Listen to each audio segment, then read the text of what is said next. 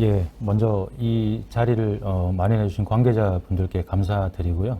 바쁜 시간 참석해 주셔서 감사드립니다. 저는 그 공공 빅데이터뿐만 아니라 민간 빅데이터 등 컨설턴트로 활동하고 있는 박진우 수석입니다. 예, 반갑습니다. 지금부터 그 한 3, 40분 정도에서 빅데이터 분석에 대한 부분과 공공 데이터 그리고 사례에 대해서 좀 말씀을 나눠보도록 하겠습니다. 간단히 제 소개를 먼저 드리겠습니다. 저는 그 빅데이터 분석 컨설팅 분야에서 활동을 하고 있고요. 머신러닝 모델 개발이라든가 분석 과제 발굴 그리고 ISP 사업 쪽에서 PM으로 활동을 하고 있습니다. 두 번째 세션으로 공공 분야의 이제 빅데이터 사례들을 한번 모아봤습니다. 그래서 오늘 강의를 주관하신 쪽이 이제 전라남도 쪽이시라서 제가 빅데이터 사업을 하면서 전라도 사례들도 좀 중심으로 많이 좀 추가를 해봤습니다. 예, 사례를 말씀드리기 전에 빅데이터 저희가 분석 사업을 많이 하는데요. 그 빅데이터 분석을 할 때 어떤 프로세스로 진행을 하는지 간단하게 한번 말씀을 드려보겠습니다. 빅데이터 분석을 한다, 데이터 기반의 문제를 해결하는 거죠. 빅데이터 분석이라는 게. 그러면 좌측 위에 보실 때 현재의 문제점이 어떤 것들인지 저희가 먼저 현황 분석을 잘 해야 되는 부분이 있습니다. 그래서 첫 번째로 as is라고 하죠. 현재의 문제점이 뭐고, 현재 어떤 상태고, 그러면 우리가 어떤 점을 개선을 시켜야 될 건지 그런 부분들을 정의하는 단계입니다. 그래서 이 부분이 굉장히 중요한 부분이고요. 이 부분이 잘못되면 뒤에 부분을 아무리 잘해도 크게 뭐 이득이 없습니다. 예, 그래서 이 첫 번째 부분이 현재의 문제 정의와 나아가야 될 방향, 해결 방향을 분명히 정의를 하셔야 되고요. 그리고 두 번째로는 분석 데이터 정의 및 확보입니다. 저희가 하려는 거는 데이터 기반의 문제 해결이기 때문에 그러면 현재의 문제점들이 해결하기 위해서 그러면 저희는 어떤 데이터를 어떻게 확보를 할 건지를 여기서 정의를 하는 겁니다. 그래서 이 문제점하고 관련된 데이터들을 먼저 현황 분석을 통해서 모으고요. 그리고 이 데이터들이 과연 지속적으로 수급이 될 수 있는지, 그러니까 이 데이터는 분석을 하려다 보니 굉장히 비싼 건지 아니면 쉽게 구할 수 있는 개방 데이터인지 공공 개방 데이터인지 그런 부분들도 다 따져보게 됩니다. 그래서 분석 데이터를 정의하고 확보를 하고 그리고 그거를 나름 또 표준화라는 단계를 거치게 됩니다. 지속적인 분석을 하기 위해서는. 그래서 이 데이터들을 확보하는 단계가 있고요. 그리고 세 번째로 뭔가 문제를 해결하기 위한 여기서는 이제 모델링을 한다고 보는 거죠.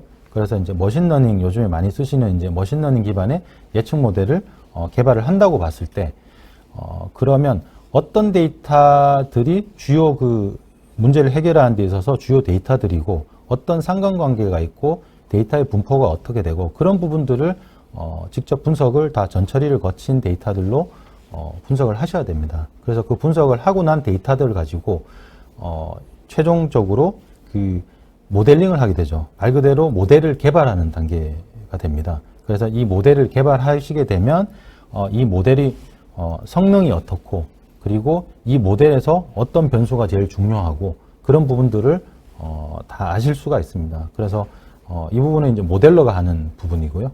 그래서 모델에 대해서 성능 평가까지 거치게 되면 최종적으로 그 성능이 뭐 80%다, 70%다, 90%다라는 가장 성능을 잘 나타내는 모델이 있겠죠. 그 모델을 가지고 이제 분석 결과를 산출을 하게 됩니다. 그래서 이 분석 결과 자동차세 체납 영치라는 분석은 자동차세 체납자들이 어디 가장 잘 출연할 건지를 알아보는 예측을 하는 부분이거든요. 그러면 이 부분을 실제로는 이제 도로 단위로 체납 차량의 출연이 예측이 된다는 어떤 점수를 화하는 겁니다. 그래서 그거를 머신러닝 기법에 의해서 모델을 만든 거를 이제 결과를 산출을 하고요. 그래서 이 분석 결과를 산출한 걸 가지고 실제로 이제 현업에 적용을 해야 되겠죠. 적용을 해야 되는데 체납 차량의 출연 다발 지역을 어떤 식으로는 결과를 그 영치 업무를 하시는 팀에 전달이 돼서 그분들이 영치 체납 징수 하시는 그에서 이제 자동차 번호판을 떼는 걸 영치라고 하죠.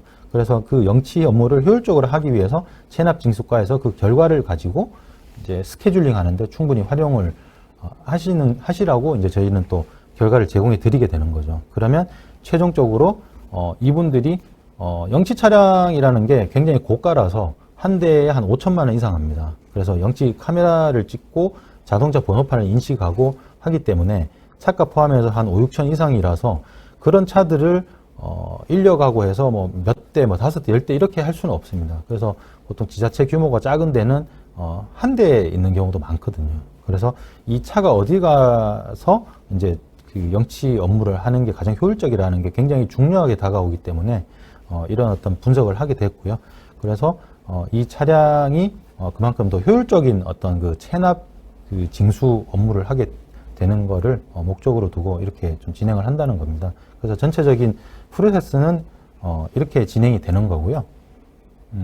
각계 필요한 부분들은 보통 세부적으로 요즘에 학원들이 많은데 학원들에서 많이 가르치는 부분들은 보통 우측 위에 머신러닝 모델에 대해서 정해진 데이터로 뭐 성능 평가하고 이런 부분들이 많습니다.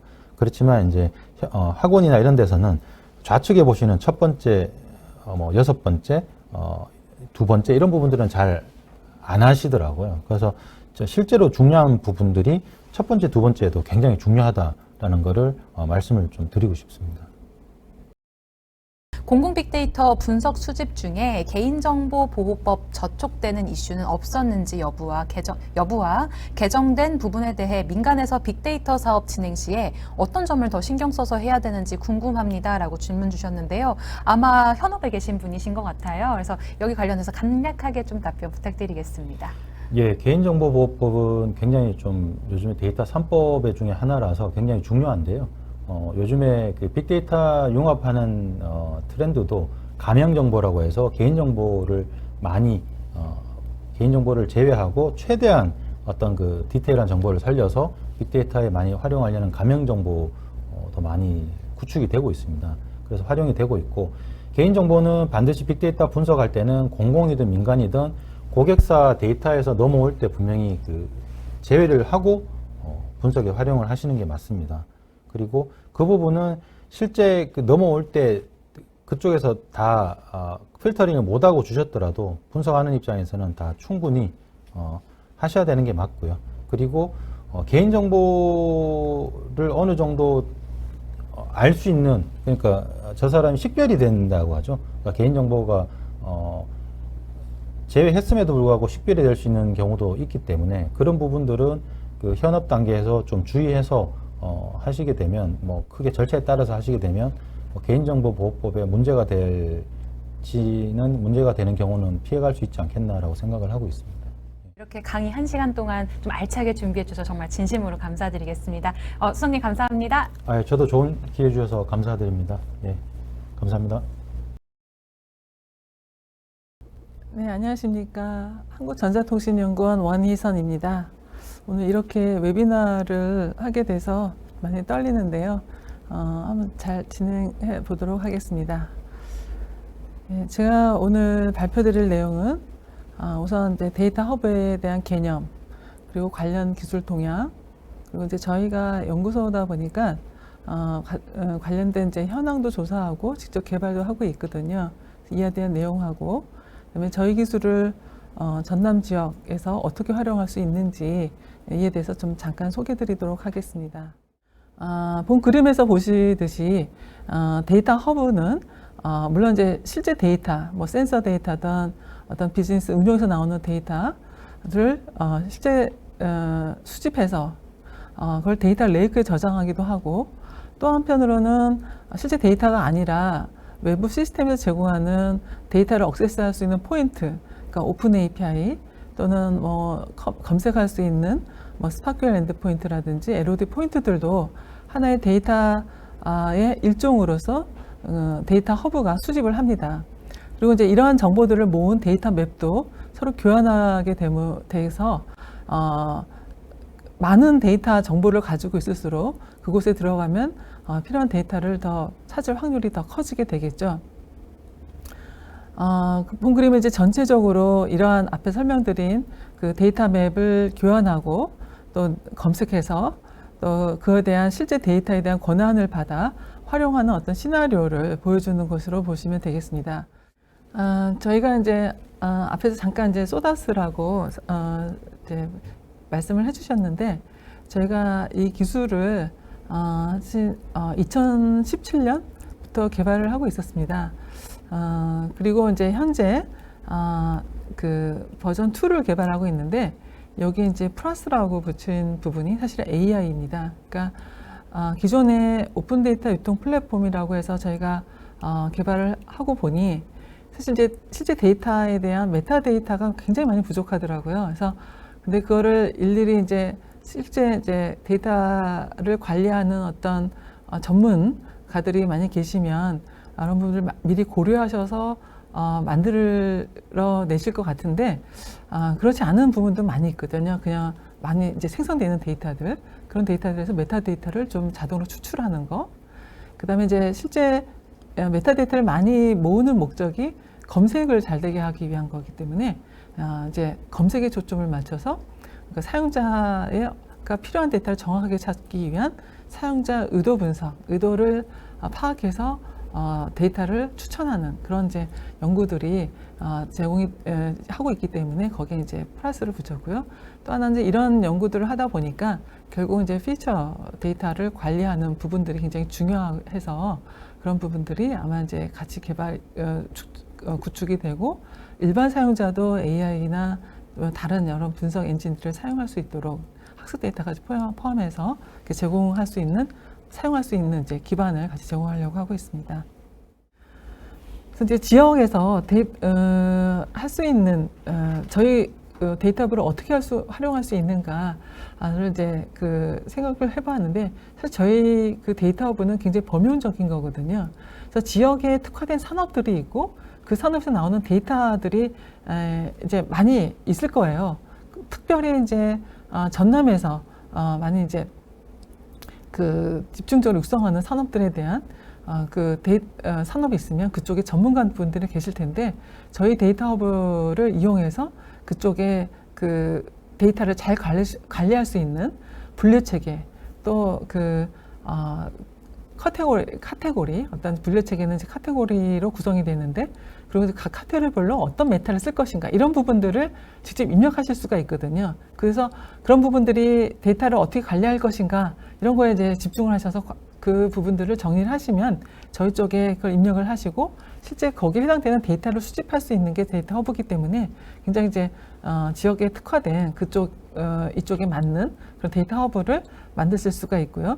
오른쪽에 보시면 이제 한 간단한 예를 보여드린 거예요. 그래서 위쪽에 그 위에 네모 박스는 참조 모델 표준 중에서도 프로파일, 그러니까 분류 체계랑 카테고리에 대응되어 있는 프로파일을 만들어 놓은 거고 실제 이 부분들을 전문가분들이 만드시고 실제 데이터는 이제 그 실제 환경에서 많이 생성이 되겠죠. 생성되는 데이터는 이런 이제 그 표준 규격에 따라서 관리가 되고 또 이 부분들이 서로 데이터 맵을 통해서 지역 내에서도 공유가 될 수 있고 해외에서도 이런 표준을 따르는 데이터도 같이 가져와서 활용할 수가 있게 되는 것입니다. 그러면 이 개방형 데이터에 대한 신뢰 정도나 그 잠재력은 얼마 정도가 될지 생각하시는지 좀 궁금하고요. 네. 그다음에 이런 말씀하셨던 것처럼 프라이버시 이슈와 같이 데이터를 sa용하는 입장이나 제공하는 입장에서 주의를 해야 되는 부분은 뭐가 있다고 생각하실까요? 그러니까 우선은 그러니까 그 데이터를 기업들이 많이 가지고 계신데 보안 문제도 있고 또 하나는 그러니까 원래 이제 공개하려는 데이터가 아니다 보니까 내부적으로 쓰시려고 하려고 이제 데이터를 모으고 구축해 놓고 또 그냥 데이터 생성되니까 그냥 그냥 모아놓은 데이터들이 많으실 거예요.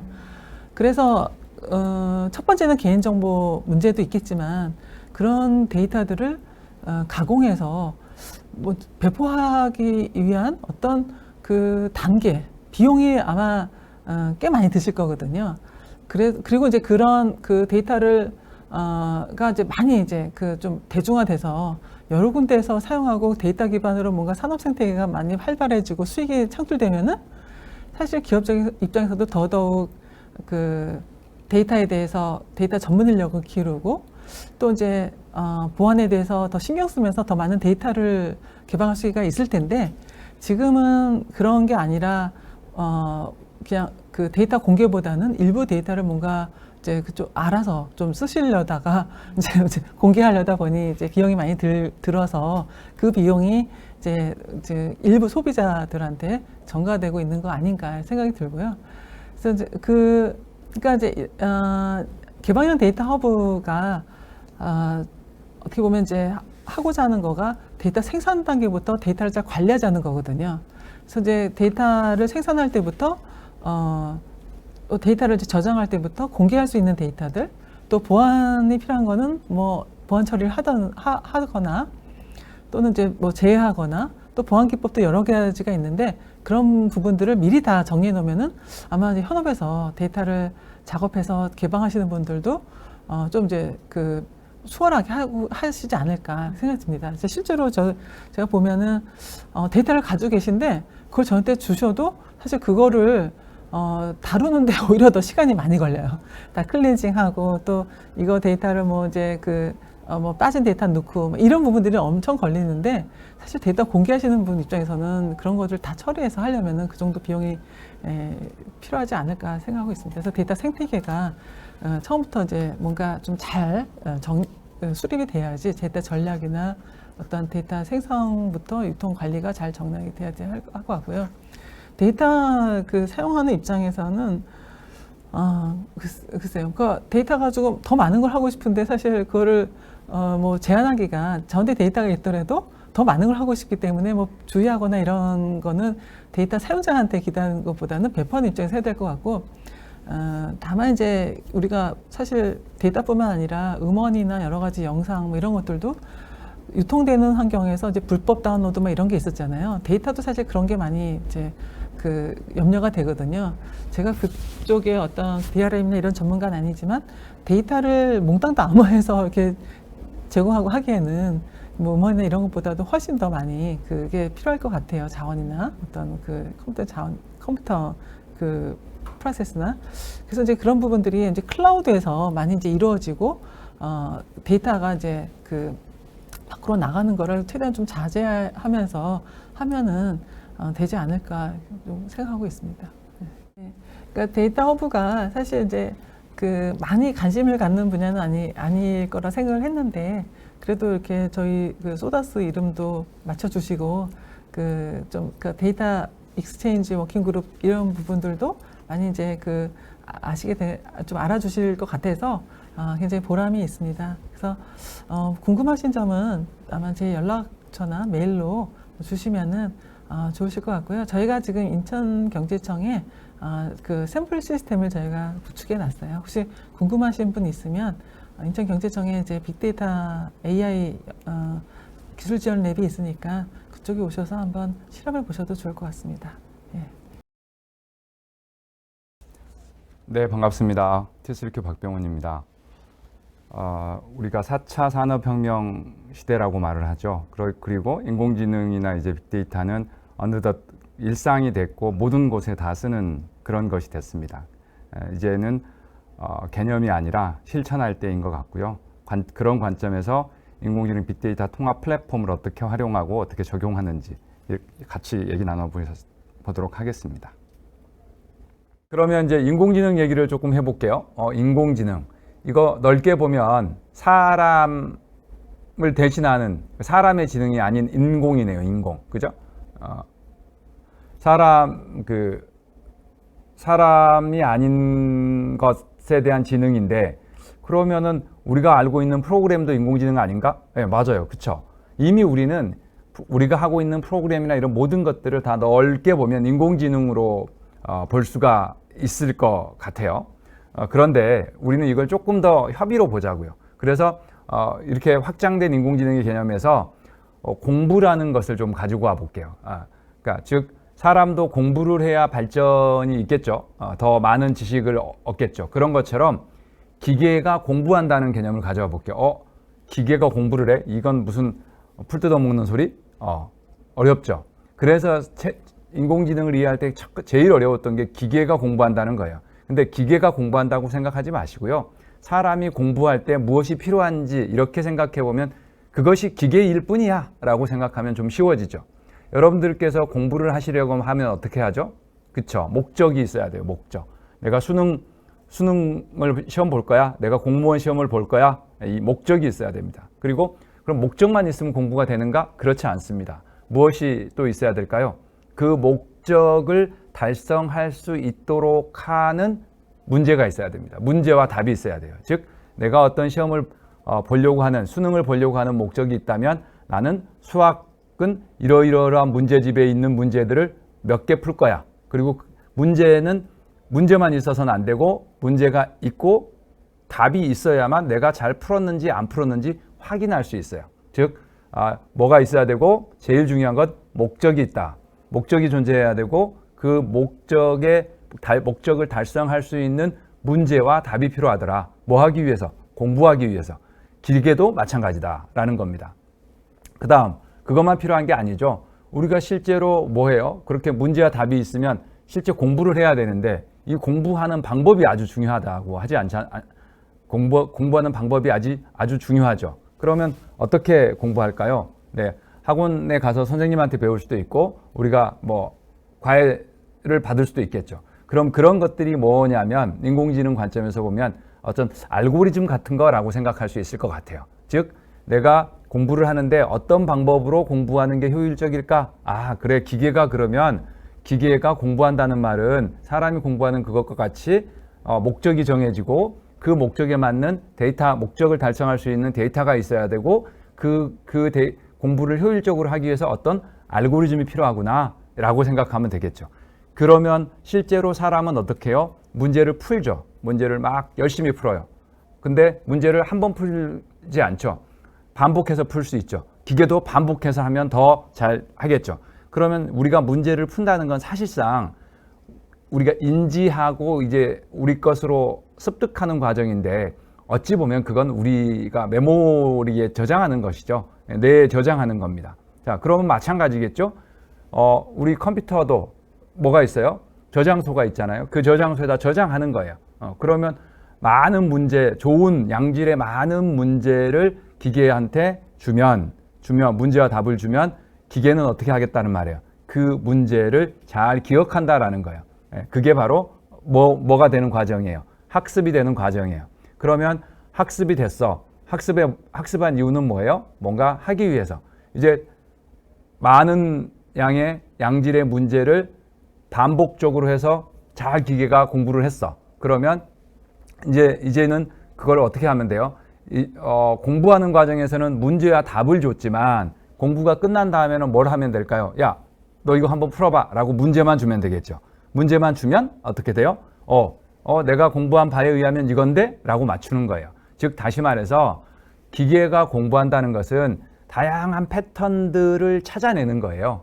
그리고 그 어떤 문제가 들어오면 이 문제는 이런 패턴이에요 라고 말해주는 것이 바로 인공지능의 학습이다라고 보시면 됩니다. 그리고 그것을 뭐라고 하느냐? 머신 러닝이라고 해요. 기계가 공부한다라는 거니까 바로 그리고 여기서 말하는 머신은 여러분들이 알고 계시는 컴퓨터가 되겠죠. 예. 그리고 그 다음에 이제 딥 러닝으로 가요. 즉 딥 러닝인데 딥 러닝이라는 뭔가 더 뎁스 있게 공부한다 뭐 이런 의미 같아요. 예. 그거는 뎁스 있게 공부한다는 건 어떤 의미냐면요. 실제로 우리가 실제로 이게 보면은 이렇게 입력 레이어가 있고 출력 레이어가 있어요. 그리고 처리하는 레이어가 있습니다. 이 히든 레이어라고 하는데 이게 딱 하나예요. 그럼 뎁스가 없어. 그런데 이 히든 레이어를 한 100개 뭐 1000개 이렇게 막 늘려봐요.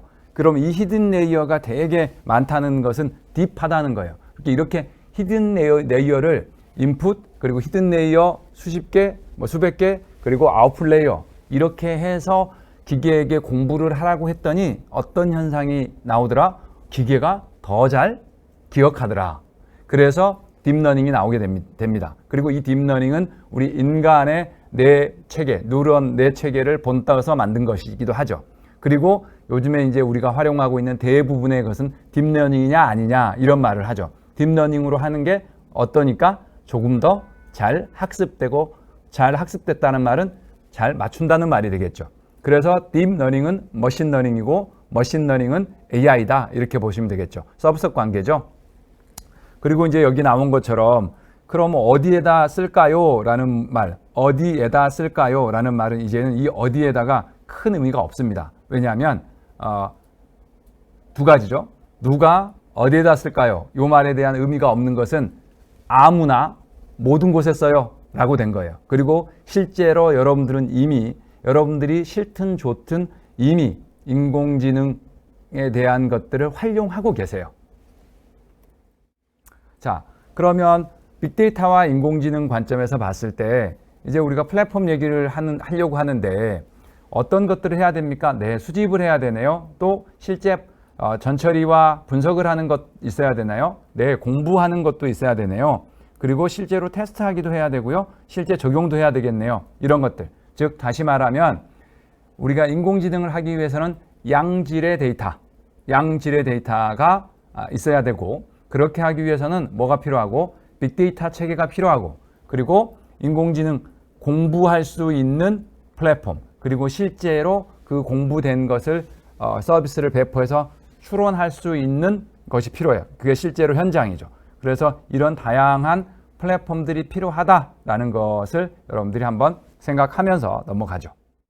자, 한번 볼까요? 우리가 이렇게 접근을 했었죠. 예전에는 이렇게 사일로로 장애 예측을 하기 위해서 빅데이터 갖춰야 되고, 인공지능 갖춰야 되고, 또 장애 예측하고, 음성 인식하기 위해서 쭉 해야 되고, 또 프라우드 디텍 하기 위해서 쭉 해야 되고, 자, 이렇게 했단 말이죠. 그런데 예전에는 가능했어요. 왜? 이거 적용하는 분야가 몇 개 안 됐거든요. 근데 요즘에 이런 토픽은 어떻다고 그랬어요?